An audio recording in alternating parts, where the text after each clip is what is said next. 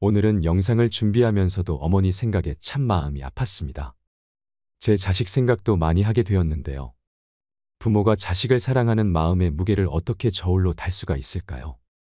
부모님의 사랑은 자식이 그 끝을 다 알 수 없을 만큼 깊고 두텁습니다. 저도 부모가 되기 전엔 몰랐습니다. 대부분의 부모들은 오직 자식에게 헌신하는 것을 의무와 목표로 삼게 됩니다. 그래서 부모는 자식들에게 자신들의 삶까지 주려고 합니다. 어떤 역경에서도 자신의 목숨까지 기꺼이 희생합니다. 요즘엔 희생이라는 말이 그 쓰임조차 희미해졌지만 자식 가진 부모에게만큼은 이 단어가 여전히 가슴 아리게 유효합니다. 부모에게 자식이라는 존재는 기꺼이 희생할 가치가 있는, 목숨도 대신할 수 있는 존재이지요. 하물며 자식에게 재산을 희생하지 못할 이유를 부모는 찾지 못합니다. 부모의 허리띠 졸라매고 먹을 것과 입을 것 아끼고 줄여서 좋은 것만 자식 입에 넣어줍니다. 절대적으로 가치 있는 시간도 자식을 위해 바쳤습니다. 잠을 줄이고 허둥지둥 쫓기는 생활을 하면서 말이지요. 부모님께 효도하고 자식을 책임지고 자신의 미래는 준비하지 못한 채 위아래로 끼어 살아야 하는 세대가 지금의 50대, 60대라고 합니다. 중년이 넘은 나이에는 경제적인 것도 중요하지만 자식이 잘 되고 못 되고에 따라 부모님의 얼굴 표정은 달라집니다. 잘난 자식은 머리가 아프고 못난 자식은 마음이 아픕니다. 하지만 이러한 무조건적인 부모의 사랑과 극명하게 대비되는 것이 부모를 외면하고 싶어하는 자식의 마음일 것입니다. 오늘은 부모를 버리고 싶어하는 자식의 마음에 대한 이야기를 해보려고 합니다. 아들에게 버림받은 서러움의 자살을 결심한 어머니. 두 아들과 함께 살아가던 한 어머니가 어느 날 밖에 나간 사이 집에 불이 났습니다. 밖에서 돌아온 어머니는 순간적으로 집안에서 자고 있는 아이들을 생각하고 망설임도 없이 불 속으로 뛰어들어가 두 아들을 이불에 싸서 나왔습니다. 이불에 쌓인 아이들은 무사했지만 어머니는 온몸에 화상을 입고 다리를 다쳐 절개되었습니다. 그때부터 어머니는 거지가 되어 구걸을 하면서 두 아들을 키웠습니다. 어머니의 이런 희생 덕분에 큰 아들은 동경대학에, 작은 아들은 와세다 대학에 각각 수석으로 입학했습니다. 시간이 흘러 졸업식 날. 졸업하는 아들이 보고 싶은 어머니는 먼저 큰 아들이 있는 동경대학을 찾아갔습니다. 수석 졸업을 하게 된 아들은 졸업과 동시에 큰 회사에 들어가기로 이미 약속이 되어 있었습니다. 아들의 눈에 수의실에서 아들을 찾는 어머니의 모습이 들어왔습니다. 수많은 귀빈들이 오는 자리에 거지 어머니가 오는 것이 부끄러웠던 아들은 수의실에 그런 사람이 없다고 하라고 전했고 어머니는 슬픈 얼굴로 돌아섰습니다.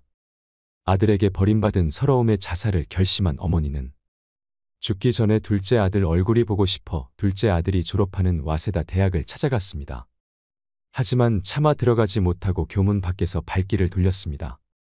그때 마침 이러한 모습을 발견한 둘째 아들이 절뚝거리며 황급히 자리를 떠나는 어머니를 큰 소리로 부르며 달려나와 어머니를 업고 학교 안으로 들어갔습니다.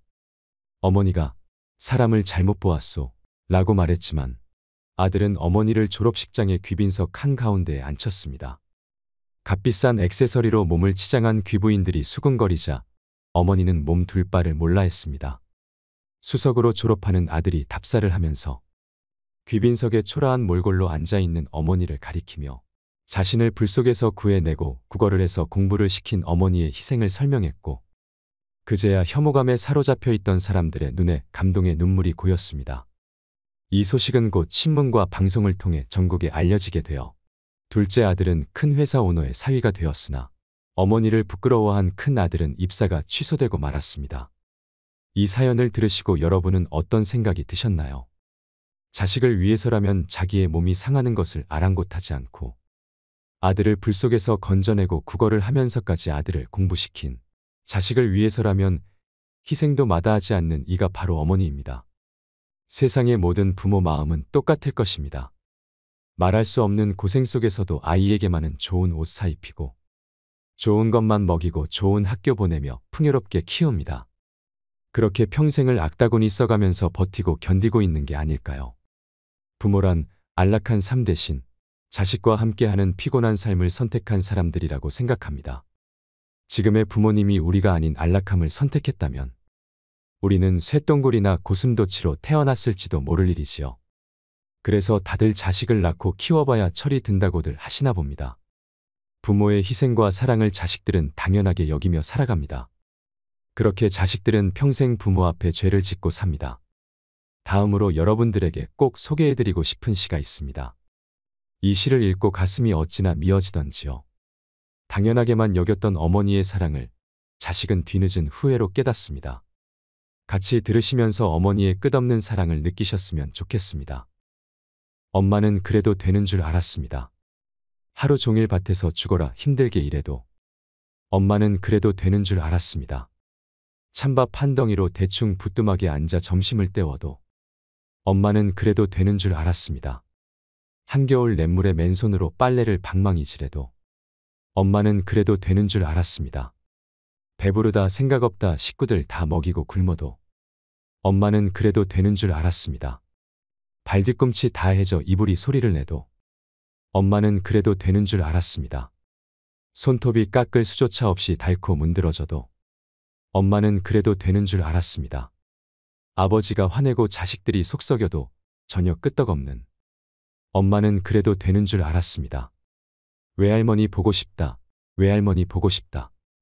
그것이 그냥 넋두리인 줄로만 한밤중 자다 깨어 방구석에서 한없이 소리 죽여 울던 엄마를 본 후론 엄마는 그러면 안 되는 것이었습니다. 우리 모두 엄마는 그래도 되는 줄 알고 살았습니다. 엄마가 가족을 위해 아침부터 발동동거리며 일해도 당연한 일이었고 아버지께는 가장 만만한 아내였고 자식들에게는 너무나 편안한 사람이었습니다. 남편도 자식도 배려 없이 걸핏하면 화내고 무엇이든지 요구하면 다 들어주는 존재로만 알았습니다. 새 옷 한 번 맘 놓고 사 입지 못하고 늘 헌 옷에 양말이나 꿰매 신는 사람이었습니다. 아이들이 싸워서 남의 애를 다치게 해도 엄마가 죄인이 되어 사과를 하러 다녔고 남편이 밖에서 실수를 해도 아내인 엄마가 뒤처리를 해야만 했습니다. 갑자기 돈이 필요할 때도 이웃의 엄마가 빌리러 다녔습니다. 친척들 기륭사를 챙기는 것도 엄마였고 외갓집, 친가 어른들 생신이나 제삿날 챙기고 차리는 사람도 엄마였습니다. 어렵고 힘들고 험한 일은 모두 엄마가 해야만 했습니다. 아이들이 학교에서 말썽을 부려도 숙제를 안 해가도 심지어 성적이 떨어져도 모두 엄마의 잘못이 되었습니다. 남편도 아이들도 엄마가 약한 여자라는 걸 간과하고 살았습니다. 엄마 자신조차도 엄마가 여자라는 사실조차 까맣게 잊고 사는 듯 했습니다. 엄마도 처녀 때는 바퀴벌레 한 마리만 봐도 질겁을 하던 사람이었지만 아이가 아프면 업고 심리 길도 맨발로 뛸 수 있고 달려오는 자동차도 겁내지 않는 용감한 사람이 엄마였습니다. 하지만 그런 엄마도 외할머니에게는 연약하고도 소중한 사랑스런 딸이었습니다. 엄마도 눈물이 있고 아픔이 있다는 걸 생각지도 못하고 있었습니다.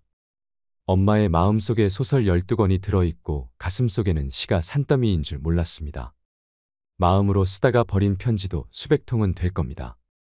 가장 가까이에 있으면서도 가장 모르고 살았던 엄마였습니다.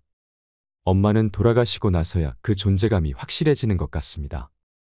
살아계실 때는 당연히 항상 곁에 있는 사람이 엄마였고 돌아가신다는 생각조차 하지 않고 살았습니다. 신은 모든 곳에 있을 수 없어서 대신 엄마를 만들었다고 합니다. 엄마는 자식에게 신 같은 존재이지요. 돌아가신 뒤에 후회하지 말고 살아계신다면 계실 때 한 번 더 따뜻하게 안아드리는 게 어떨까요? 얼마 전 시장에서 만난 동네 할머니가 이런 고민을 얘기하셨습니다. 애지중지하던 자식들 시집장가를 보내고 나니 이 부모를 본척만 척합니다. 마음 공부하면서 서운한 마음도 다 내려놓고 그 마음 돌려보려고 애쓰지만 자식에 대한 집착 때문에 그런지 쉽게 사라지지 않습니다. 남편도 몇 해 전 떠나고 나는 껍데기만 남은 듯한 느낌이 듭니다. 아들이 결혼 후 안부 전화를 자주 할 줄 알았습니다. 오매불망 아들이 안부 전화해주기를 기다렸는데 결혼한 지 일주일이 지나도록 감감무소식입니다. 자식을 결혼시키면 더 이상 내 자식이 아니라더니 그 말이 맞습니다. 그렇게 한참을 기다리다가 결국 내가 먼저 아들에게 전화하니 바쁘다는 말만 하고 전화를 끊어버려요. 그 매몰찬 대답에 눈물이 왈칵해 사흘 밤낮을 울었습니다. 나이가 들어가면서 참 별것도 아닌 사소한 일에 섭섭함이 점점 더 커져가는 것 같습니다. 지금까지 자녀들만 바라보고 희생해왔는데 이제는 다 컸다고 저를 짐처럼 느끼는 것 같고 연락도 거의 하지 않아서 배신감까지 들고 부모 마음을 몰라주는 자식 때문에 서운한 마음도 큽니다. 최근에는 배신감이 너무 커져서 부모 자식 간의 인연을 끊고 싶다는 생각까지 듭니다. 자녀들을 위해 평생 희생을 하셨기에 서운함과 허전함이 더욱 크실 겁니다. 아이를 잘 키우겠다고 온갖 고생을 다하면서도 자신이 고생하는 것을 아이에게는 보여주지 않는 부모들이 많이 있습니다. 그런 물질적 방식의 사랑은 나중에 불효로 돌아오게 됩니다. 그래서 옛말에 논 팔아서 공부시키면 불효자 되고 머슴살이 시킨 아들은 효자 된다라는 말이 있습니다. 아이를 품 안에 자식으로 키우는 방식은 자식을 불효자로 만드는 길입니다. 아이는 자식을 위해서라면 무엇이든 희생하는 어머니의 사랑을 먹고 자랍니다.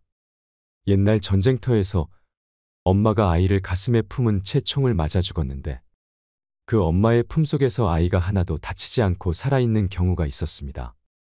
바로 그런 것이 엄마입니다. 자식에게 서운한 것이 있어도 나쁜 마음을 품지 않고 지금과 같이 잘 자라준 것만도 다행스럽고 고맙게 여기는 마음을 가져야 합니다. 내 자식이니까 우리가 이해를 해야 합니다.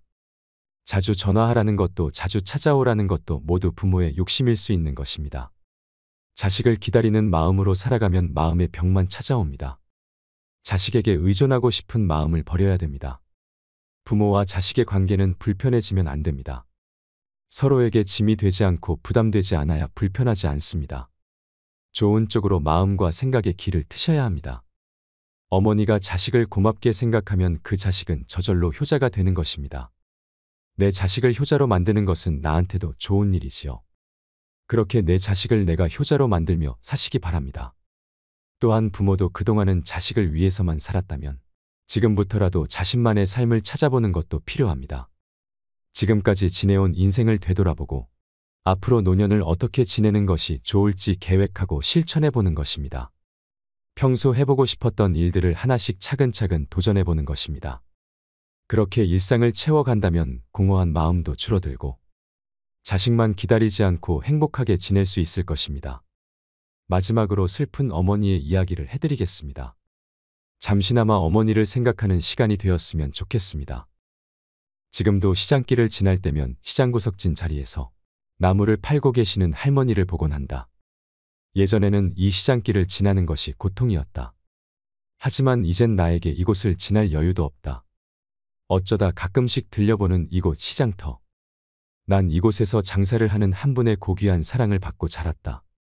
엄마 시장 갔다 올 테니 밥 꼭 챙겨 먹고 학교 가거라.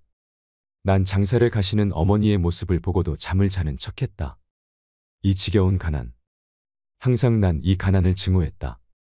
그리고 언젠가는 벗어나고 말리라는 다짐을 굳히곤 했다. 내가 학교 가는 길 시장 저 귀퉁이에서 나무를 팔고 계시는 어머니의 모습이 보인다. 난 어머니가 나를 발견할까봐 얼른 도망친다. 우리 부모님은 막노동을 하셨다고 한다. 일하는 도중 철근에 깔리신 어머니를 구하시려다. 아버지는 사망하고 어머니는 한쪽 다리를 잃으셨다고 한다. 일을 가시지 못하시는 어머니는 나무를 캐서 팔곤 하셨다. 난 항상 들판에 절뚝거리시며 나가시는 어머니가 싫었고 밤새 나무를 다듬으시는 모습도 싫었다. 더더군다나 시장 한 귀퉁이에서 쪼그리고 앉아 지나가는 사람들에게 구걸 비슷하게 장사를 하는 것도 마음에 들지 않았다. 집에 돌아오니 퉁퉁 부은 다리 한쪽을 주무르시며 나무를 다듬고 계신다. 나를 보자 어머니는 기쁜 낯으로 3,000원을 주신다. 난 그 돈을 보자 화가 치민다. 난 거지 자식이 아니란 말이야. 이런 돈 필요 없어. 그리고는 밖으로 나와 버린다. 다음 날 아침, 난 어머니가 시장 간 틈을 타 집에 가서 책가방을 들고 학교에 간다. 등굣길 약수터에서 간단히 세수를 한 다음 물로 배를 채운다. 난 비록 풍요롭게 먹고 입지는 못했지만 공부는 악착같이 했다. 그래서 부잣집 자식놈들보다 공부는 항상 잘했다. 하지만 그 자식들에게 사는 미움도 만만치 않았다. 그날 4교시가 끝날 무렵 아이들이 갑자기 웅성거린다. 복도를 보니 어머니가 절뚝거리시며 교실로 들어선다.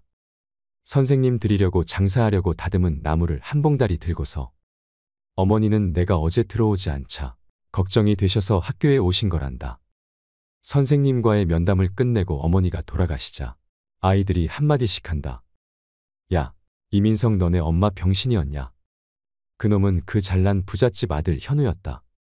현우는 어머니의 걸음걸이를 따라한다. 무엇이 우스운지 반 아이들은 웃어댄다. 난 화가 나서 그놈을 정신없이 두들겨줬다. 그리고서는 교실을 나와 버렸다. 저녁 무렵 집에 가니 집 앞에 잘 차려 입은 여자와 현우가 어머니에게 소리를 지르고 있었다. 아니 애비 없는 자식은 이래도 되는 거야? 못 배우고 없는 티 내는 거야 뭐야? 자식 교육 좀 잘 시켜. 어디 감히 우리 집 귀한 자식 얼굴을 이렇게 만들어 놓느냔 말이야. 어머니라는 작자가 병신이니 자식 정신이 온전하겠어? 어머니는 시종일관 죄송하다는 말뿐이다. 난 그러는 어머니의 모습이 싫었다. 집에 들어가도 어머니는 아무 말씀이 없으시다. 난 어머니에게 한마디 한다. 다시는 학교에 오지 마 알았어? 창피해서 죽는 줄 알았단 말이야. 그래 미안하다 난 민석이가 걱정이 되어서. 난 차라리 엄마가 없었으면 좋겠어. 난 해서는 안 될 말을 해버렸다. 슬픔을 보이시는 어머니를 못 본 척하며 자는 척했다. 난 꼭 성공할 거야. 밤새 이렇게 외쳤다. 다음 날 아침 수업료라며 엄마가 돈을 쥐어주신다. 얼마나 가지고 계셨는지 너무도 꼬깃하고 지저분한 돈이었다. 학교에 가니 선생님이 부르신다. 적어도 선생님만은 내 편이셨다. 어머니께 잘 해드리라는 말로 나를 위로하신다. 선생님께서 나물 맛있게 먹었다고 어머니께 전해달란다. 난 그러마했다. 하교 길의 길 모퉁이 배추가게 쓰레기통에서 배추잎들을 주워 모으시는 어머니를 본다. 난 모른 척 얼른 집에 들어와 버렸다. 그날 저녁 배춧국이 밥상에 올라온다. 이 배추, 난 소리를 질렀다. 어머니께선 아무 일도 아니라는 듯 배추가게 아저씨가 팔다 남은 거라고 버리기 아까우니 가져가서 민석이 국 끓여 주라고 하더구나. 어머니의 말에 난 또 화가 나기 시작했다. 정말로 난 거지 자식이 되어버린 것만 같았다. 나를 이렇게 비참하게 하는 어머니가 너무도 싫었다. 나중에 안 사실이지만 그날이 어머니 생신이셨다고 한다. 17년 후 난 의사가 되었다. 가정도 꾸리고 병원도 장모님께서 개업해 주셨다. 난 너무도 풍요로운 생활에 어머니를 잊고 살았다. 돈은 꼬박꼬박 어머니께 보내드렸지만 찾아가 본 적은 없었다. 아니 어머니라는 존재를 잊고 살려고 노력했다는 해석이 옳을지 모르겠다. 그런 어느 날 퇴근길에 우리 집 앞에 어느 한 노인과 가정부 아주머니가 싸우고 있는 걸 봤다. 다가서니 그 노인은 내가 가장 잊고자 하는 어머니였다. 전보다 더 야윈 얼굴, 허름한 옷차림, 그리고 여전히 절뚝거리는 다리. 어머니는 나를 보자 기뻐하신다. 민서가 많이 좋아졌구나. 난 어이없다는 듯 사람 잘못 보셨습니다. 난 차갑게 한마디 한다. 뭐가 모자라서 나에게 온단 말인가. 그동안 생활비로도 모자라단 말인가. 민서가, 어머니의 떨리는 목소리. 전 민석이가 아니라 최영호입니다. 난 이 한마디를 끝으로 집으로 들어가 버린다. 가정부가 애써 돌려보낸 후 별 노망든 할머니가 다 있다고 푸념을 늘어놓는다. 그 후 한 달 동안 난 악몽에 시달렸다. 할 수 없이 난 다시는 되돌아가기 싫은 시장이 있는 우리 집으로 발길을 돌린다. 시장 한 귀퉁이에 여전히 나무를 팔며 기침을 하시는 어머니의 모습이 보인다. 난 가만히 곁에 가서 지켜본다. 나무를 사려는 한 아주머니가 묻는다. 할머니는 자식이 없나요? 아니요. 우리 아들이 서울 큰 병원 의사요. 자꾸 나보고 같이 살자고 하는디 내가 싫다였어. 내가 살면 얼마나 산다고 자식 신세를 져. 요즘도 자꾸 올라오라는 거 뿌리치느라고 혼났구만. 우리 아들 같은 사람 세상에 둘도 없어. 우리 아들이 효자여 효자. 어머니는 자식 자랑에 기분이 좋았는지 나무를 많이도 넣어드린다. 그런 어머니를 뒤로하고 난 예전의 집으로 향한다. 아직도 변한 게 없는 우리 집. 거의 쓰러져 가는데도 용케 버티고 있었다. 이런 곳에서 살았다는 생각에 어이가 없을 정도였다. 난 문틈으로 돈봉투를 넣어놓고는 돌아선다. 1년이 지난 후 난 어머니의 사망 소식을 고교담임 선생님으로부터 듣게 되었다. 그래도 무슨 이유에서인지 내 발길은 어머니의 집으로 향하게 되었다. 시장에는 어머니의 모습이 정말로 보이질 않았다. 도착한 곳에는 선생님이 혼자 집을 지키고 계셨다. 나를 알아보신 선생님은 아무 말씀도 없으시다. 무거운 침묵이 흐르고 민서가 내 옆에 와서 잠깐 앉아라. 선생님이 처음으로 하신 말씀이셨다. 선생님께선 낯익은 보따리를 나에게 주신다. 바로 어머니가 가지고 다니시던 나물 보따리셨다. 이 보따리에다 밤새 다듬은 나물들을 싸서 시장에 팔러 가시고 나셨다. 풀러보거라. 선생님의 말씀대로 난 보따리를 풀렀다. 돈 아닙니까? 그래 돈이다. 내 어머니가 너에게 주시는 마지막 선물이다. 그동안 내가 돌아올까 봐서. 그리고 혹시나 내가 성공하지 못하면 다른 사업을 할 수 있도록 모아두신 돈이란다. 너 하나 믿고 무슨 미련인지 이곳을 떠나지 못하고 너를 기다렸다. 너에게 잘해주지 못해 항상 미안해 하셨다. 내가 가끔 내 어머니의 말 동무가 되어드렸단다. 그래서 나에게 내 어머니의 유언을 전하도록 부탁하셨다. 그리고 내가 모르고 있었던 사실들도 함께 말이다. 선생님의 얘기들은 나에게 충격으로 다가왔다. 선생님의 얘기는 이러했다. 내가 아주 어렸을 적 나를 키워주신 부모님은 퇴근길에 쓰레기통을 뒤지고 있는 나를 발견했다고 한다. 자식이 없던 터라 나를 데리고 가서 키웠다고 한다. 늦게 얻은 자식이라 얼마나 기뻤는지 모른다고 한다. 어린 나를 집에 혼자 둘 수 없어 항상 나를 공사판에 데리고 다니셨다고 한다. 그런 어느 날 무너지는 철근 밑에 있는 나를 보고 어머니가 뛰어드셨다고 한다. 그리고 아버지도 어머니와 나를 구하기 위해 몸을 던지셨다고 한다. 그 사고로 아버지는 돌아가시고 어머니는 한쪽 다리를 잃으셨다고 한다. 그러니까 난 아버지의 목숨과 어머니의 다리로 살아난 운 좋은 놈이라고 한다.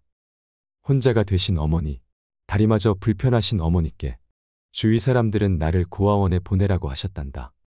하지만 어머닌 나를 자신의 목숨보다 소중히 여기셨기에 나를 버리시지 않고 키우셨다고 한다. 그 후 어머닌 아버지를 잊기 위해 이곳으로 옮기셔서 나무를 팔며 나를 키워오신 거란다. 내가 대학 다닐 때 암인 걸 아신 어머니는 자신의 몸보다 내 학비를 마련하기 위해 병원에도 가지 않으셨다고 한다. 암 전문의로 명성을 날리는 내가 내 어머니를 암으로 돌아가시게 하다니. 어머니는 마지막으로 나를 한번 보고자 물어물어 서울까지 오셨다고 한다. 그런 어머니에게 난 가슴에 대못을 받고 말았다. 자신이 낳은 자식도 아닌데 자신의 목숨보다 소중히 여기셨던 어머니를 버린 나 자신을 용서할 수가 없었다. 하지만 나를 조용히 내려보시는 어머니의 사진이 잔잔한 미소를 보이고 있다. 이런 자식마저도 어머니는 사랑하시나 보다.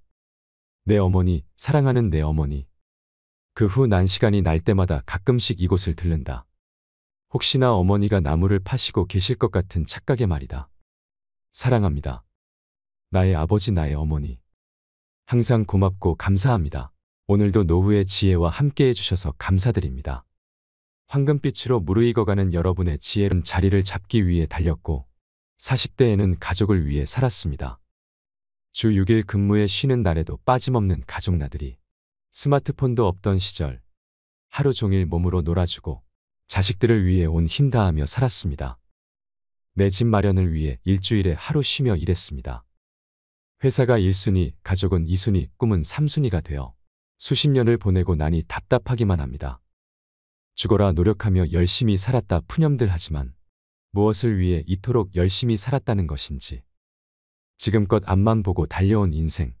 쉼없이 달리면 먼저 도착할 줄 알았는데, 먼저 도착하면 더 많이 쉴 수 있을 줄 알았는데, 여유가 생기면 하고 싶은 것을 할 수 있을 줄 알았는데, 아이는 좀 크니 피하기만 하고 제대로 된 취미생활 하나 없습니다. 지난 시간에 아쉬움이 남으며 공허가 찾아옵니다. 내가 살아온 건 과연 누구의 삶인지 궁금합니다. 50의 바다에서 홀로 남은 섬이 되었습니다. 50대 가장의 이 사연은 대부분의 50대가 느끼는 감정입니다. 누구나 50여 년을 살다 보면 뒤를 돌아보게 됩니다. 나이 50은 숨막히게 달려온 속도를 줄이고 인생 후반 목표와 자신에 대해 생각해야 할 시간입니다. 인생 전반에는 주어진 환경 때문에 제약이 있었을 수도 있지만 인생 후반은 다릅니다. 잘해도 내 탓, 못해도 내 탓입니다. 요즘 50대의 얘기를 들어보면 공통점이 하나 있습니다. 별일 아닌 일에 버럭 화를 내게 되고 부쩍 무기력함과 눈물이 늘었다는 것입니다. 50대를 기점으로 우울증 환자가 늘어나고 있습니다. 은퇴를 앞둔 시점에 느끼는 불안함, 예전 같지 않은 건강, 줄어드는 대인관계가 50대들의 마음을 흔들리게 만듭니다. 50대를 목전에 두고 방황을 한 사람이 또 있습니다. 바로 다산 정약용입니다. 다산은 30대의 형조참의 자리까지 올랐습니다. 하지만 자신을 아끼던 정조가 승하한 다음 20년 가까이 귀양살이를 해야 했습니다. 가장 찬란했던 시절 바닥으로 곤두박질 친 것입니다. 흔들리는 자신을 다잡기 위해 다산이 한 일은 논어를 잃고 해석한 것이었습니다. 그렇게 그는 50살의 지천명의 경지에 이를 수 있었습니다. 다산이 인생에서 가장 힘든 시기에 흔들리는 50대에게 뭐라고 말해줄까요? 오늘은 인생 후반전을 앞두고 삶의 변곡점에서 흔들리는 중년 그리고 노년을 다 잡아줄 지혜를 배워보는 시간을 가져보겠습니다. 영상을 끝까지 시청하셔서 지친 마음의 위로가 되시길 소망합니다.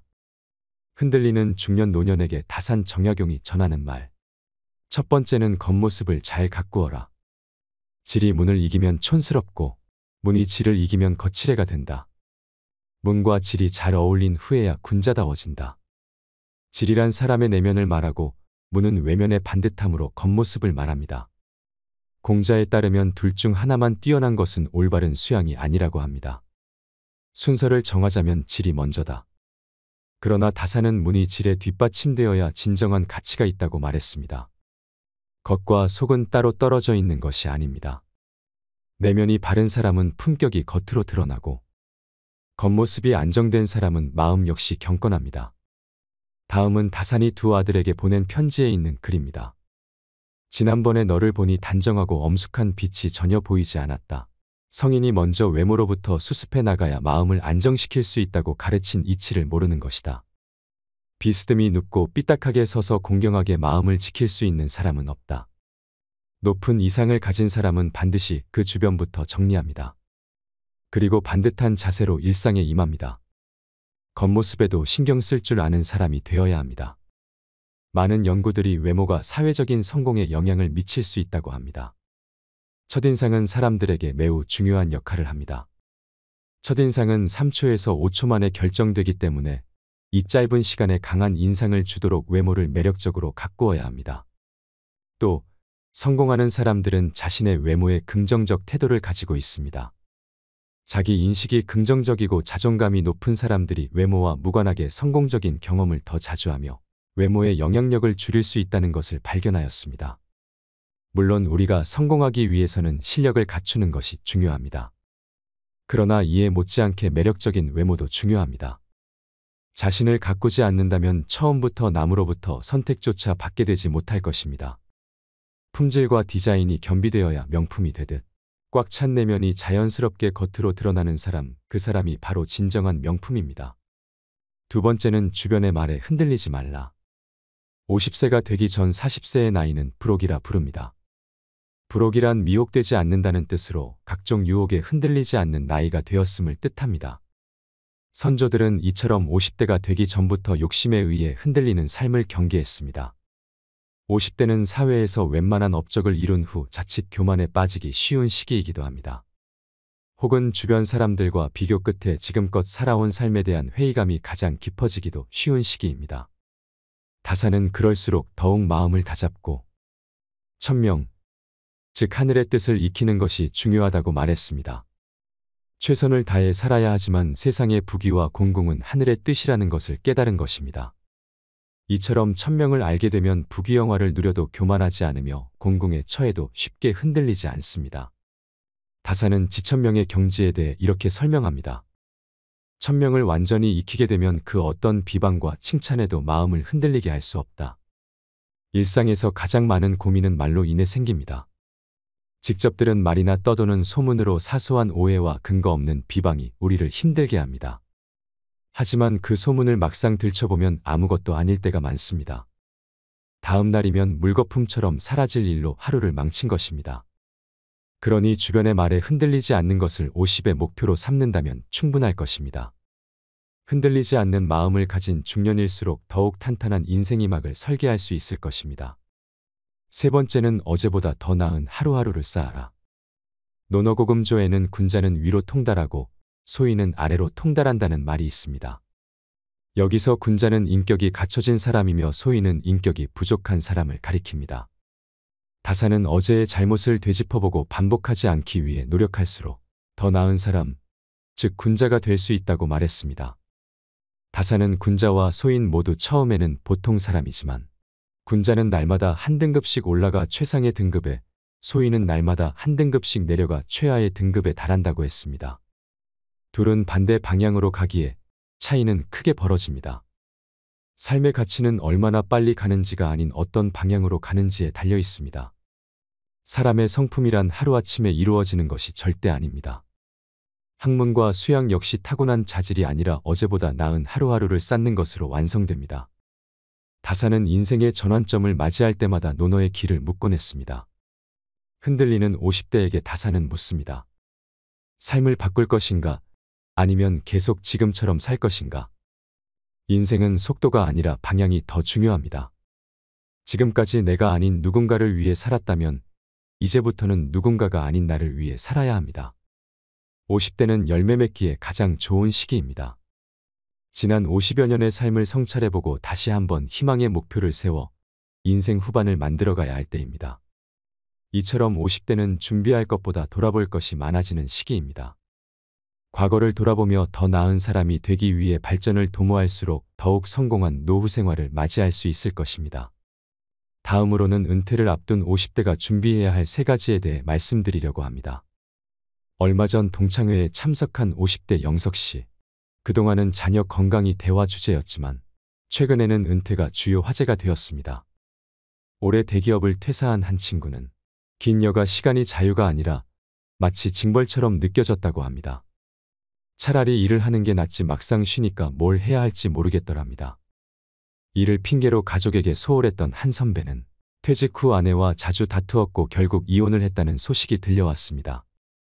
영석 씨는 이런 이야기들을 들을 때마다 은퇴 이후 내 인생이 끝나는 게 아닐까, 자신이 쓸모없는 사람이 되는 건 아닐까 걱정됩니다. 미움받을 용기의 저자 기시미 이치로는 정년 이후의 삶은 막이 내린 뒤의 인생이 아니라 재임하게 시작이라고 말합니다. 67세의 철학자인 그가 제시하는 정년 이후 삶을 현명하게 준비하고 맞이하는 방법은 무엇일까요? 첫 번째는 공허감을 느낄 수 있는 일을 하세요. 소속이 사라지고 직장이 없어져도 자신에게 가치가 있다고 생각할 수 있으려면 공허감을 느낄 수 있어야 합니다. 공허감은 간단히 말해 내가 누군가에게 도움이 된다는 느낌입니다. 아들러는 진정한 행복은 공허감에 있다고 합니다. 알베르트 슈바이처는 신학자이자 철학자 오르가니스트였으나 바쁜 생활을 하는 틈틈이 의학 공부를 했습니다. 마침내 의사가 된 그는 아프리카로 가서 평생 아프리카 빈민을 위한 의료 봉사를 했습니다. 그는 그 일에서 공허감을 느꼈습니다. 내가 하는 일이 아무 도움도 되지 않는다면 아무리 많은 보수를 받는다 해도 행복해질 수 없습니다. 정말 중요한 것은 내가 좋아하는 일을 하고 있는지, 그 일로 누군가에게 공헌할 수 있는지 여부입니다. 그에 따라 매일의 삶이 달라집니다. 두 번째는 배우자와 동등한 관계를 맺어야 합니다. 직장에 다니고 육아를 할 때는 서로 바빠서 느긋하게 대화할 시간이 없던 부부도 인생 2막을 맞이하면 관계가 달라집니다. 대부분의 남편은 직장에서처럼 상하 관계를 유지하려 하고 아내는 그런 남편에게 질린 나머지 이혼을 고려합니다. 예전에는 일이 바빠 여행을 갈 수 없다거나 일 때문에 신경 쓸 여력이 없으니 자녀 교육은 배우자에게 맡긴다는 식으로 피할 수 있었습니다. 하지만 이젠 배우자나 자녀와의 관계를 피하기 위해 일 핑계를 댈 수도 없습니다. 집에서 짜증이 나도 일터로 도망갈 수 없지요.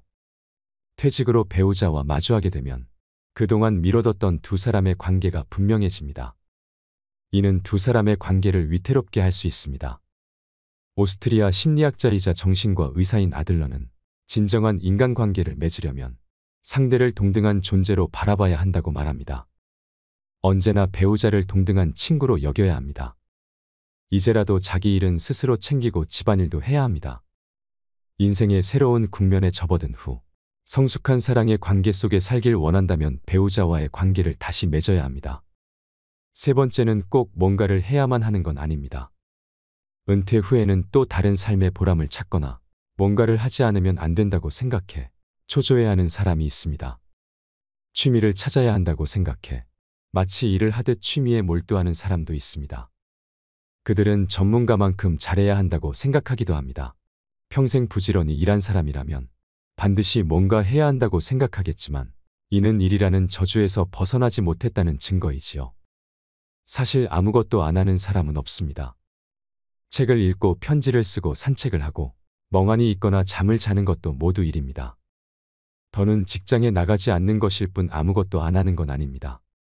뭔가를 반드시 해야 한다고 생각하는 순간 그건 의무가 되고 의무감으로 하는 일에서는 보람을 느끼지 못합니다. 꼭 무언가를 하기보다는 인생에 대해 찬찬히 고민해 보는 게 먼저입니다. 그러면 새로운 일을 시작해도 다르게 일할 수 있습니다. 인생 2막을 생각한다는 건 결국 삶을 생각한다는 것입니다. 후회하지도 불안해하지도 말고 오늘을 한 발 한 발 신중하게 내디디며 살아가야 합니다. 이것이 지금 우리가 할 수 있는 일입니다. 요즘 50대들은 우스갯소리로 운 나쁘면 100세까지 산다는 말을 자주 한다고 합니다. 건강하게 그리고 계획적으로 노년을 보낸다면 좋겠지만 그렇지 않다면 지금까지 살아온 인생만큼이나 길고 지루한 시간이 기다리고 있을 거란 불안감이 들기 때문이 아닐까요? 이를 직접 경험했다고 말하는 한 90대 노교수는 죽기 전에 지나온 삶을 이렇게 회고합니다. 나는 존경과 박수를 받으며 60대 초반에 자랑스럽게 은퇴했지만 90세가 되었을 때 후회의 눈물을 흘렸다. 지난 30년의 삶이 한없이 부끄럽고 후회스럽기 때문이었다. 60 이후의 인생을 마치 덤으로 살았던 희망 없는 시간이 30년이나 지속되었기 때문이다. 퇴직할 때 앞으로 30년을 더 살 수 있다고 생각했다면 이렇게 살지는 않았을 것이다. 건강하게 오래 산다면 50은 고민할 나이가 아닙니다. 얼마나 더 살게 될지 모르지만 그렇다고 손 놓고 인생의 마지막만 기다리는 건 좋은 방법이 아닙니다. 어느 노교수의 회고처럼 후회가 될지 모를 일이기 때문입니다. 오래전 율곡 이이 선생은 경몽요결에서 학자들이 가져야 할 기본으로 공자의 유구사를 들었습니다. 군자는 9가지 생각을 해야 한다. 볼 때는 밝음을 생각하고 들을 때는 총명함을 생각하고 안색에는 온화함을 생각하고 용모에서는 공손함을 생각하고 말을 할 때는 진실함을 생각하고 일할 때는 공경함을 생각하고 의문이 생기면 질문을 생각하고 화가 날 때는 그 후에 닥칠 어려움을 생각하고 이득을 볼 때는 의를 생각해야 한다. 9가지 생각을 몸에 달고 살아야 한다는 것인데요. 천천히 읽어보면 당시 젊은 학생들에게만 필요한 기본이 아니라 인생 2막을 시작하는 50 이후에 우리들에게 더 필요한 지침이 아닌가 합니다. 첫 번째, 볼 때는 밝음을 생각하라. 명확하게 본 건 바른 판단의 기준이 됩니다. 이왕이면 긍정적으로 봐야 합니다. 부정적 시각의 피해자는 상대방이 아닌 내가 될 가능성이 더 크기 때문입니다. 사람을 보는 눈도 세상을 대하는 시각도 마찬가지입니다. 부정적인 시각으로 보면 세상은 부정적으로 보입니다. 검은색 안경으로 볼 수 있는 세상은 검은 세상이 전부입니다. 내가 본 것이기에 맞은 것일 수도 있지만 내 생각대로 본 것이라면 틀릴 수도 있습니다. 어떤 생각과 어떤 눈으로 보는가가 중요합니다. 지천명에 더 필요한 보는 기술이 바로 시사명입니다. 두 번째는 들을 때 총명함을 생각하라. 듣는 게 보는 것 이상으로 중요할 때가 있습니다. 가끔 상대가 하는 말을 알아듣지 못하는 경우가 많습니다. 총명하게 듣는 것에 서툴기 때문입니다. 말하는 사람의 입장이 될 수는 없지만 반이라도 상대의 입장을 헤아려 줄 수 있다면 관계는 놀랄 만하게 좋아질 것입니다. 상사, 부하, 고객, 부모, 자식, 선생, 학생 그 누구와 이야기할 때라도 마찬가지입니다. 말하는 사람의 편에서 그의 입장이 되어 듣는 것, 그게 바로 총명하게 듣는 것의 시작입니다. 지천명에 더 필요한 듣기 기술입니다. 세 번째, 얼굴색은 온화함을 생각하라. 30, 40대에는 혼자서 일해도 성과를 낼 수 있지만 50대에는 사람들을 통해 성과를 내야 하는 사람들이 많습니다. 그러니 안색을 부드럽고 온화하게 해야 합니다. 그래야 사람들이 더 자주 찾아옵니다. 얼굴을 펴야 인생이 펴집니다. 상사의 얼굴이 온화해야 조직이 살아납니다. 가장의 얼굴이 온화해야 가족의 기가 삽니다. 지천명에 더 필요한 얼굴 관리 기술입니다. 네 번째, 겉모습은 공손함을 생각하라. 겉으로 나타나는 것에는 공손함이 있어야 한다는 가르침입니다. 리더의 행동거지와 모습에는 공손함이 서려 있어야 합니다. 50이 되면 자세가 틀어지기도 쉽습니다. 아무리 공손한 모습을 보이고 싶어도 어깨와 머리가 자꾸 뒤로 꼿꼿해지는 사람들이 있습니다. 자기보다 잘난 사람에게 그러는 것도 문제지만 못난 사람에게 그러는 건 더 보기 흉합니다. 다섯 번째, 말할 때는 진실함을 생각하라. 누군가에게 입을 열 때는 신중하고 진실해야 합니다. 같은 것을 두고 오늘은 A라 하고 내일은 B라고 한다면 언사충이 아닙니다. 지위가 올라갈수록 나이를 더 먹을수록 책임이 더 큰 자리일수록 말에는 더 큰 믿음이 있어야 합니다. 책임질 수 있는 말만 해야 합니다. 6번째, 일할 때는 공경함을 생각하라. 자신의 직업이나 일에 대해서도 공경하는 마음이 있어야 합니다. 직업으로 하는 일치고 세상에 하찮은 일은 거의 없습니다. 일에 대한 가치 기준을 바꿔야 합니다. 평범한 일에도 존경의 가치를 더하면 가치 있는 일이 됩니다. 지천명에 해야 할 일 중에 하나가 자신의 업무와 일의 가치를 부여하는 일입니다. 7번째, 의문이 들 때는 질문을 생각하라. 50이 되면 질문이 사라집니다. 질문은 멈추고 묻지도 않는 것에 답을 주고 싶어 합니다. 그러나 궁금한 게 있으면 누구에게든 질문을 할 수 있어야 합니다. 불치함은 아랫사람에게 묻는 걸 부끄러워하지 말라고 공자는 반복하여 말했습니다. 지천명의 질문이 사라지면 더 이상의 발전은 없습니다. 더 이상의 흥분과 즐거움은 사라집니다. 지천명에 해야 할 일 중에 하나가 좋은 질문을 하는 일입니다. 8번째, 화날 때는 더 큰 어려움을 생각하라. 화날 땐 한 템포 쉬어야 합니다. 분통 터지는 일이 났을 때 잠깐 멈추는 사람이 진짜 강한 사람입니다. 참기 어려운 경계점에 이르렀을 때 잠깐 멈출 수 있는 사람과 멈출 수 없는 사람의 차이는 백지 한 장도 안 되지만 그 결과는 천당과 지옥의 차이입니다. 그러니 소리 한 번 지르고 지옥의 괴로움을 당할 것인가, 한 번 참고 천당의 분위기를 만들 것인가 선택해야 합니다. 9번째, 얻는 것이 있으면 이로움을 생각하라. 노력으로 얻은 재물이야 크게 탓할 건 없지만 노력 없이 얻은 재물이라면 한 번 더 생각해 봐야 합니다. 지옥으로 인도하는 미끼는 아닌지, 함정으로 이끄는 먹이는 아닌지 재고해야 합니다. 대가 없이 남에게 귀중한 걸 준 경험이 있는 사람이라 하더라도 대가 없이 남에게 귀중한 걸 받는다는 건 함정일 가능성이 농후하기 때문입니다. 공자의 말과 삶에서 공허한 50의 새로운 돌파구를 발견할 수 있습니다. 2500년 전 공자는 일개 사람의 힘으로 어찌해 볼 수 없는 세상의 흐름을 마주하고도 좌절하지 않고 할 수 있는 일을 하려 했습니다. 공자가 그랬던 것처럼 지금 내가 할 수 있는 일이 무엇일까 생각하고 결정하고 선택하면 될 일입니다. 그게 바로 지금 이 시대 50의 지천명입니다. 누구나 자신만의 길을 갈 수 있는 것, 노노의 가르침은 어떤 파도에도 굳건히 배를 지키는 인생의 앵커가 될 수 있습니다. 노노에는 공자가 말한 타인에게 미움받는 7가지 유형이 나옵니다. 타인의 나쁜 점을 들춰내는 사람, 낮은 자리에 있으면서 윗사람을 비방하는 사람, 용감하지만 무례한 사람, 과감하지만 융통성이 없는 사람, 자기의 편견을 내세우며 지혜롭다고 여기는 사람, 불손한 짓을 가지고 용감하다고 여기는 사람, 혹독한 말로 남을 공격하면서 곧다고 여기는 사람들은 가까운 사람들로부터 미움을 받습니다. 7개 중 하나라도 해당된다면 50이 되기 전에 무조건 그것을 고쳐야 합니다. 그래야 50이 되었을 때 존중받는 어른으로 성장할 수 있습니다. 그렇다면 50대가 되었을 때 익혀야 할 삶의 자세는 무엇일까요? 첫 번째는 배움을 즐기세요. 공자가 위대한 성인이 될 수 있었던 가장 큰 이유 또한 배움을 좋아했기 때문이었습니다. 겸손했던 공자도 호황만큼은 당당하게 자랑했습니다. 50대가 넘으면 인생의 후반을 빛낼 나의 브랜드를 만들어야 됩니다. 브랜드라고 해서 거창한 게 아닙니다.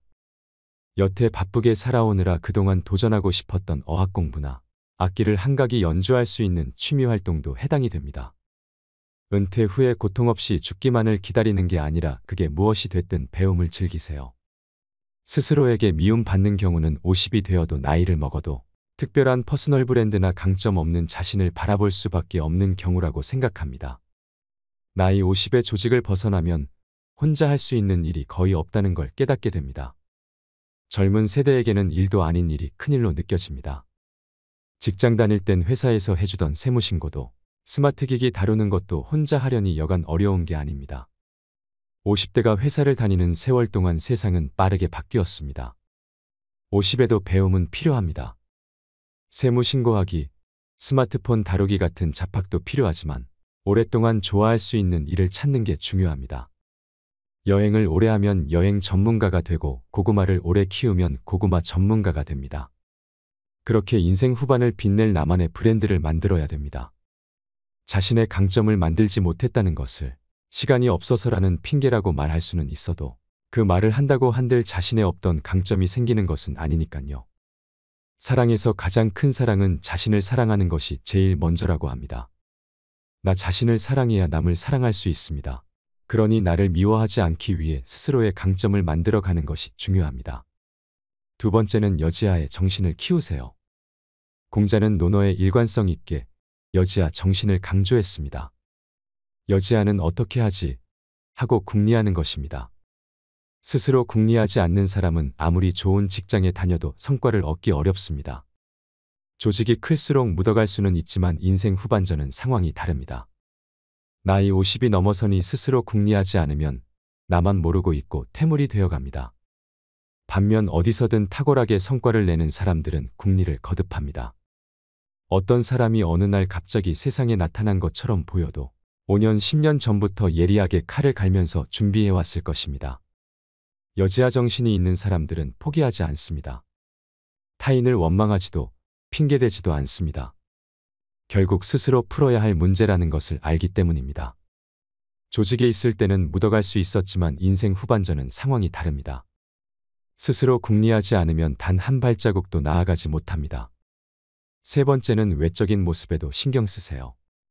다산 정약용과 마찬가지로 공자도 외면을 가꾸라고 강조하고 있습니다. 외적인 모습에도 신경 써야 합니다. 공자는 리더의 모습을 이렇게 설명합니다. 내면의 바탕이 외면의 꾸밈을 이기면 촌스럽고 외면의 꾸밈이 내면의 바탕을 이기면 번지레하다. 사람은 외면보다 내면이 중요하지만 내면의 아름다움에 적절한 외면을 갖춘다면 이것이 존경받는 어른의 모습입니다. 그래서 겉모습에 항상 신경을 써야 합니다. 나이 50. 아직 우리에겐 긴 인생이 남았습니다.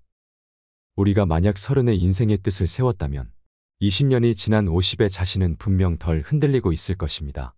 그러나 너무 조급해할 필요는 없습니다. 주어진 책임감과 역할에 순식간에 세월이 흘렀으니 흔들리는 50을 마주하는 것은 어쩌면 당연한 일인지도 모릅니다. 20의 미숙함, 30의 치열함, 40의 흔들림이 줄어든 50. 지금이야말로 일관성 있는 일을 하기에 좋은 나이입니다. 마음이 간절하면 못할 것이 없습니다. 그러니 핑계를 멈추고 생각해야 합니다. 지금 바쁘다는 핑계로 50을 넘기면 무엇을 하든 후회하는 60이 됩니다. 나이 50이 넘으면 자기 자신만 생각해도 욕먹지 않을 나이입니다. 지금까지 나 아닌 누군가를 위해 살았다면 이제부터는 누군가가 아닌 나를 위해 좋아하는 일을 찾아 재밌게 살아야 합니다. 50 비후를 준비하는 지혜야말로 자신의 인생을 사랑하는 사람의 일입니다. 오늘도 노후의 지혜와 함께 해주셔서 감사드립니다.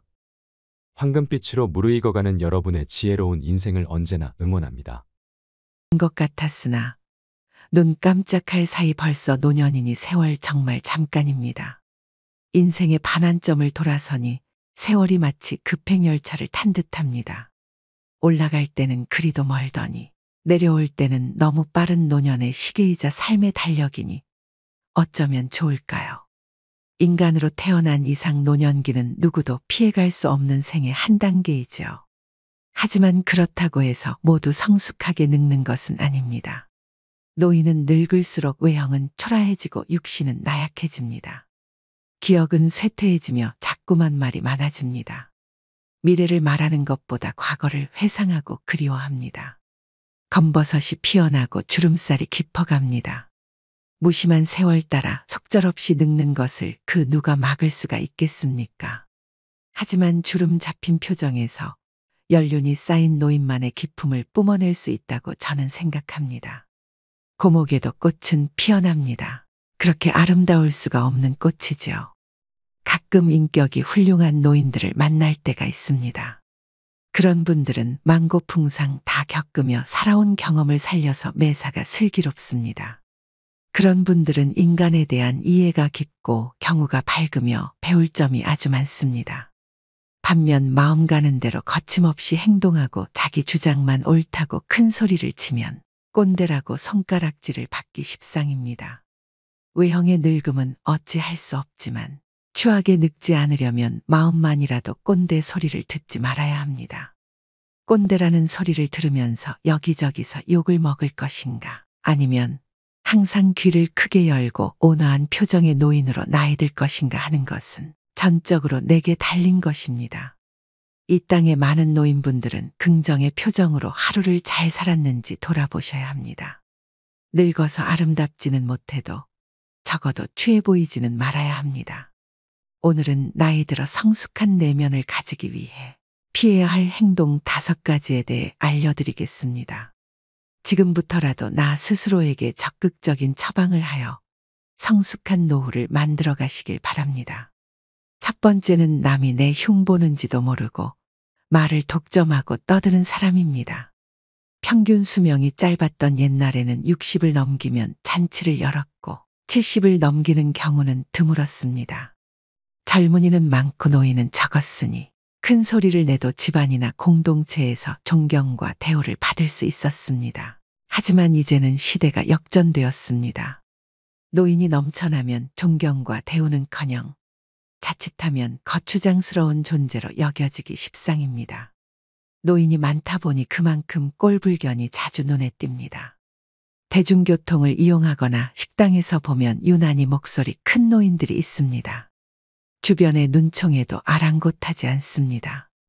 귀가 멀게 되면 자연히 목소리가 크게 되는 현상을 이해 못하지 않지만 주변 사람들에게 방해가 된다면 조심해야 할 일입니다. 특히 전화통화를 할 때 눈살을 찌푸리게 되는 경우가 흔합니다. 급한 내용이 아니면 빨리 끊는 게 주변 사람에 대한 예의입니다. 버스나 지하철 안에서 제 집 안방인 양 큰 소리로 통화하는 소리를 견뎌야 하는 건 고역입니다. 젊은이도 예외가 아니지만 노인의 경우는 한 번 더 얼굴을 쳐다보게 됩니다. 그 숱한 세월을 헛산 게 아닌가 싶기 때문입니다.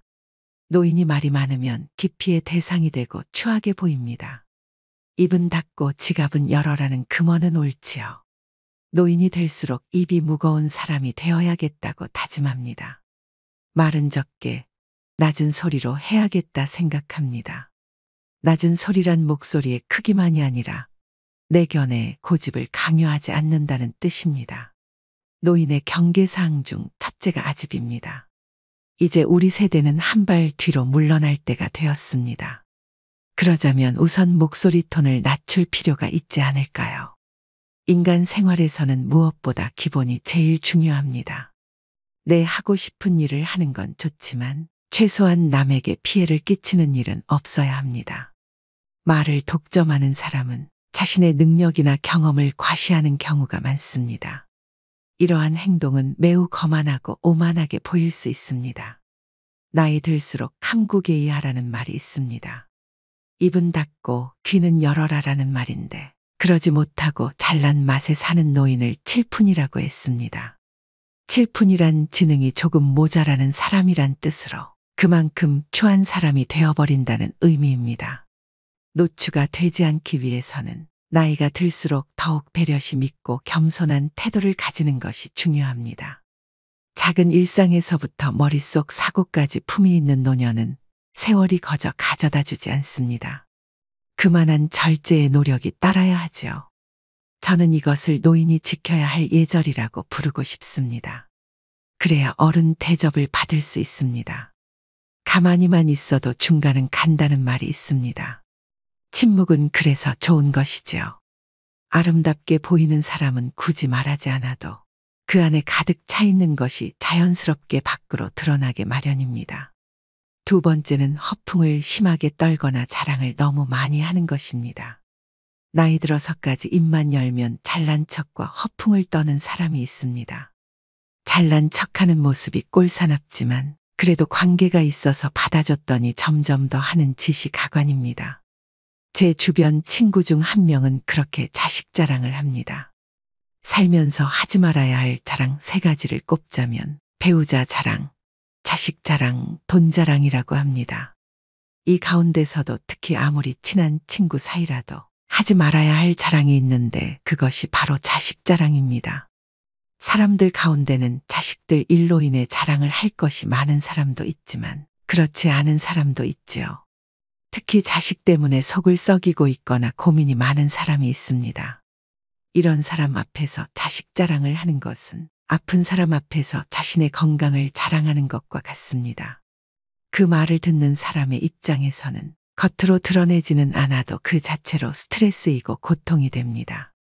나이가 들수록 축하보다도 자랑을 많이 하는 친구들이 있는데 이런 습관은 오랜 친구마저도 멀어지게 합니다. 오랜 친구를 친구로 남게 하려면 면전에서 절대로 자식 자랑을 하지 말아야 됩니다. 자식 자랑을 꼭 하고 싶다면 부부 사이에서만 하세요. 이처럼 사회에서 잘난 척과 허풍이 심한 사람을 만나게 되면 그때마다 느끼는 게 있습니다. 자랑하는 사람일수록 자세히 들여다보면 내세울 것이 별로 없다는 사실입니다.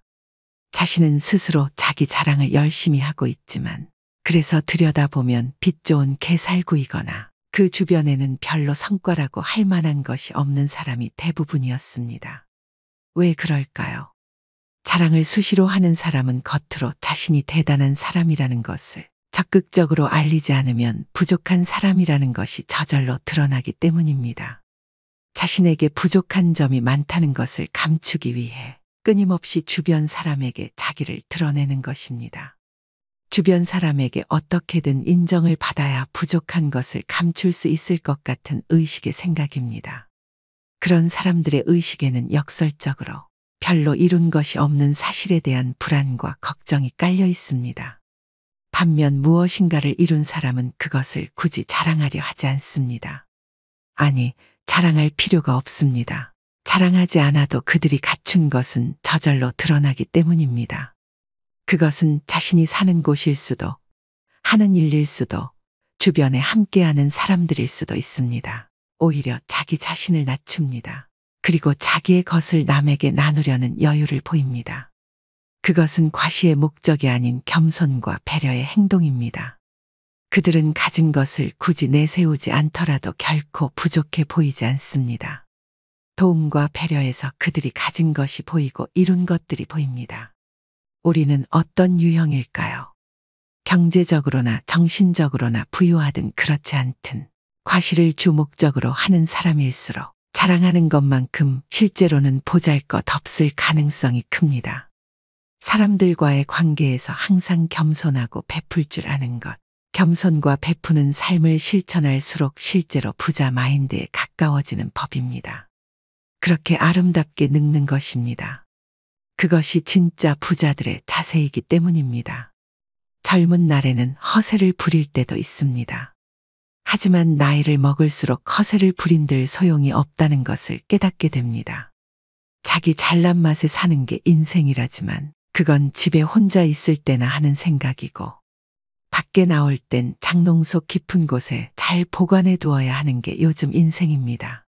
분수를 안다는 것은 오랫동안 살아온 자의 지혜 중 하나라고 생각합니다. 세 번째는 편견이나 선입견을 가지거나 한두 번만 보고 그 사람을 낙인 찍는 것입니다. 사람은 누구나 마음속에 몇 마리의 개를 키우고 있다고 합니다. 그 중에 두 마리의 개에는 이름이 있는데 하나는 선입견이고 또 하나는 편견이라고 합니다. 그저 웃고 울기에는 그 숨은 뜻이 가슴을 찌릅니다. 인간은 선입견과 편견이라는 거대한 감옥 속에서 살아갑니다. 이런 선입견과 편견이라는 두 마리 개를 쫓아버리는 한 마리의 특별한 개가 있다고 하는데요. 바로 백문이 불여일견이라는 개입니다. 100번 듣는 것보다 한 번 보는 것이 낫다. 나이가 들수록 사람을 보는 통찰력을 가져야 합니다. 그래야 어디를 가든지 누구를 만나든지 확실하고 정의로운 판단을 내릴 수 있습니다. 이 개의 이름은 일가견입니다. 그런데 배우지도 않고 잘 알아보지도 않고 막무가내로 떠벌리고 마음대로 판단하고 자기 잣대로 정죄하고 무식하면서 용감한 사람이 있습니다. 이 개의 이름은 꼴불견입니다. 우리는 직장에 가기 전에, 외출하기 전에, 모임 참석 전에 어떤 애완견과 동반해야 할까요? 나이가 들면서 버려야 할 많은 것들 중 하나가 바로 편견과 선입견입니다. 어릴 때는 몰라서 이럴 거야 하고 착각하고 오해하는 경우가 많고 나이가 들면서는 이랬으니 이렇겠지 하고 편견을 가져버리게 됩니다. 어릴 때는 내가 잘 모르고 어리석다는 것을 감추고 싶어서 그랬던 것 같고 나이가 들어서는 미지의 것에 대한 호기심을 잃어버려서 그랬던 것 같습니다. 시간이 지나 여러 가지 일들을 경험하고 그런 경험으로 인해 지혜가 생기는 것은 좋은 일이지만 반대로 선입견이라는 것이 생겨버리기도 합니다. 그래서 아직 제대로 만나보지 않은 사람에 대해 제대로 알아보려 하지 않고 눈 돌리지 않았는지, 귀를 닫고 이야기를 듣지 않았던 것은 아니었는지, 마음을 열고 생각을 기울여 주었는지 자신에게 물어봐야 합니다. 모르면서 아는 척 하는 것이 꼴불견인 것만큼 선입견으로 미리 이럴 거야 하고 판단해버리는 것도 꼴불견입니다. 선입견은 대체로 부정적 인식의 의미가 강합니다. 사람과 사람 사이, 인간관계에도 나쁜 영향을 미치는 경우가 대부분입니다. 외모나 출신 지역, 학벌 등만을 보고 저 사람은 이렇다, 이 사람은 저렇다고 섣불리 판단하는 것이죠. 살이 찐 사람은 미련하다, 고졸 출신 운운하는 것 등이 다 그런 것들입니다. 사실상 한쪽으로 치우친 편견입니다. 인간관계를 깨뜨리고 열린 생각을 가로막는 벽, 마음의 감옥이나 마찬가지입니다. 어떤 구체적이거나 충분한 근거도 없이 다른 사람을 나쁘게 보는 생각들은 하등의 쓸모없는 몹쓸 생각들이기 때문에 버려야 합니다. 그럼에도 불구하고 편견을 쉽사리 버리질 못하고 있습니다. 남에게 선입견 대신 호의를 갖는다는 감정은 친화력을 넓혀줍니다. 그리고 타인에 대한 두려움이나 혐오감을 접고 차별이나 비방을 멀리할 때 진정한 친구가 많아지고 살뜰한 이웃을 만날 수가 있게 됩니다. 그래서 좋은 친구나 좋은 이웃을 갖기 위해서도 나쁜 편견을 버려야만 합니다. 나이 들수록 편견과 선입견, 고정관념에서 벗어나 상대방을 있는 그대로 받아들이고 이해할 수 있어야 합니다.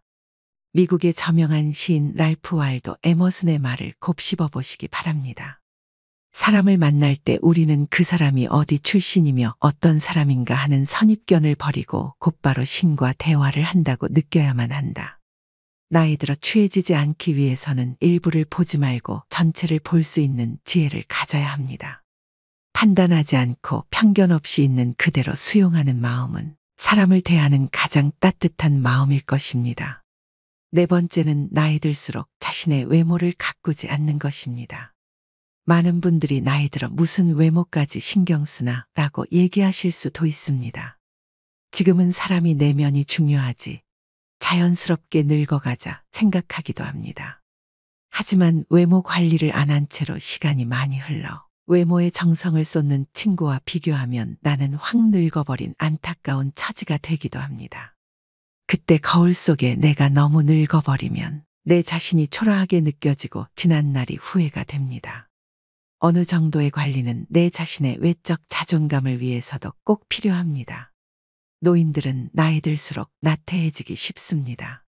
될수록 많이 걷고 움직이면서 언행을 무겁게 하고 자기 관리에 힘써야 노궁이나 노출을 면할 수 있습니다. 일상에서 흐트러짐 없는 마음 자세를 가져야 용모며 의상도 단정할 수 있습니다. 노인이 되어서 좋은 옷을 입고 유행을 염두에 둘 필요야 없지만 아무렇게나라는 생각은 버려야 합니다. 젊은 사람이 무릎 떨어진 바지에 슬리퍼를 질질 끌고 다니는 것은 젊은 패기와 어울려 멋이 될 수도 있지만 노인에게는 초라하게 비칠 수 있습니다. 비록 나이는 들어가지만 외적 매력을 키우면 자신이 가진 내적 매력까지도 더욱 아름답게 빛을 발할 수 있습니다. 여러분은 미용실에 다녀오면 어떤 기분이 드시나요? 여성분들이 헤어스타일을 바꾸면서 종종 하는 말이 있습니다. 바로 기분 전환입니다. 나빴던 일은 털어버리고 뭔가 변화를 주고 싶을 때 참 효과 있는 방법 중 하나이지요. 오랜 기간 투병하신 분들이 자신의 외모를 치장한 후 생기를 느낀다고 말씀하시는 것처럼요.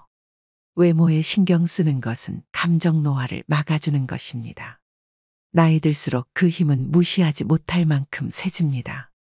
한 연구에 따르면 겉모습이 노인에 가까울수록 감정의 노화가 더욱 빠르게 진행되어 결국에는 전신 기능이 쇠약해지는 경우가 많았다고 지적합니다.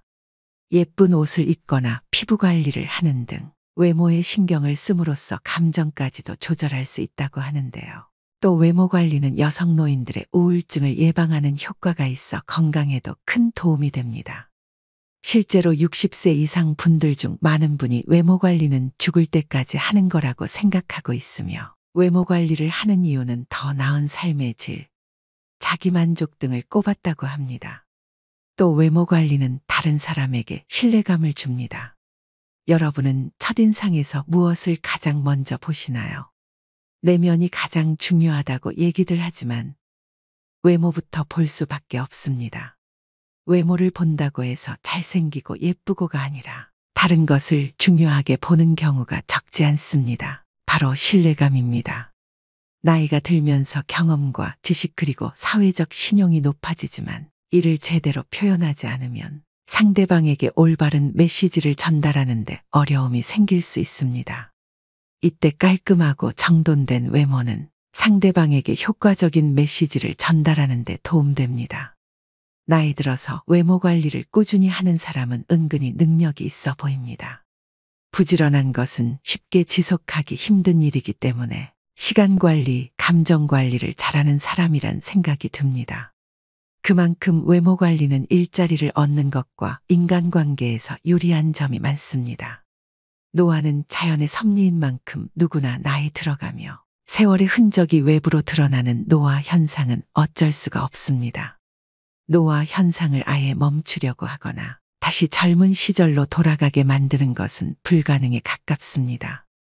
그렇지만 은퇴 후에 이제는 자유인이라며 흐트러진 외형의 모습이라면 자신의 용모를 한 번쯤 다시 생각해 볼 문제가 아닐까 싶습니다. 자기 관리는 체력에도 격차가 벌어지지만 정신적인 면은 그 수준 차이가 더 큽니다. 자기 개발 안 하면 어딜 가나 지루한 꼰대 취급받기 일쑤입니다. 귀찮아도 사부작 자주 움직이시고 걷기도 많이 하셔야 합니다. 우리 몸은 늙었다고 새로 살 수 없습니다. 재고가 하나밖에 없음을 명심하셔야 합니다. 5번째는 나이가 많다고 혹은 지위가 높다고 아랫사람에게 존경받아야겠다는 생각을 하는 것입니다. 여러분에게 노인은 어떤 의미로 다가오나요? 사회적 약자라고 여길 수 있지만 꼰대 같고 뻔뻔하다 등의 부정적인 시선은 여전히 흔합니다. 충격적이게도 노키즈존에 이어 노실 버전이 생겨나면서 노인에 대한 부정적 편견은 더욱 커지고 있습니다. 젊은 사람은 질문을 하고 노인은 가르치려 한다고 합니다. 모임에서 연장자라고 어른 노릇을 하며 윗자리에 앉으려는 생각을 하면 젊은이들이 기피하게 됩니다. 대접을 받지 못한다고 서운해하며 얼굴에 불만이 가득하여 인상이 굳어져 있으면 아무에게도 환영받지 못합니다. 오히려 자기를 낮추고 양보하며 손해를 보고 살면 존경을 받고 웃음이 넘쳐 마음이 편안해지고 건강해집니다. 나이 들수록 배려를 몸에 익히는 것이 좋습니다. 옆에 있는 사람, 한 공간에 있는 사람들을 배려하는 것이 당연하다는 생각을 가지는 것입니다. 그런데 우리나라는 배려받고 이해받고 권리를 좀 더 누리는 게 어른이라고 생각하는 노인들이 많습니다. 존경받기보다는 배려하는 마음가짐이 우선입니다. 가족이라는 울타리를 지키기 위해 몸이 상할 정도로 희생은 강요되었고 고뇌와 인내로 버무려진 삶이었습니다. 교육의 기회는 오래전에 놓쳤고 지금은 기력이 점점 고갈되고 경쟁할 입장도 아닙니다. 그런 노인들이 바로 선진국으로 만든 1등 공신입니다. 희생은 자녀들에게 안락한 삶을 보장해 주었습니다. 그렇다고 존중해달라고 강요할 수도 없습니다. 억지로 존경하는 태도는 보여줄 수 있으나 누구에게도 옳지 않습니다. 배려와 존경심은 노인의 자발적 성장으로 해답을 찾을 수 있습니다. 노욕과 아집에 휘둘리지 말고 멋진 노년이 되기 위해 항상 생각하고 생각하셔야 합니다. 어른스럽게 행동하면 어른이 되고 꼰대 노릇하면 노인이 됩니다. 오늘의 영상 어떠셨나요? 사람은 나이 들수록 나를 보는 해안을 가지고 살아가야 합니다. 특히 나이가 들어감에 따라 자신의 외모도 깨끗이 손질하고 가꾸며 내면도 긍정적이고 품위 있게 끊임없이 갈고 닦아야 한다는 해안을 가지고 이를 꾸준히 실천해 나갈 때 다른 사람으로부터 존경받을 수 있습니다. 허영에 들뜬 사람, 잘난 체하는 사람, 허풍이 강한 사람, 교만한 사람, 과거에 지녔던 명성과 부를 입에 달고 사는 사람들은 보이는 나를 실제의 나보다 부풀리는데 여념이 없지만 그것은 바로 인생 거품으로 다 부질없는 것입니다. 노인의 부정적 이미지와 연관된 쇠약하고 추함, 고집세고 염치 없음과 같은 부정적 인상들이 노인이라는 이름으로 모두 용서되는 것은 아닙니다.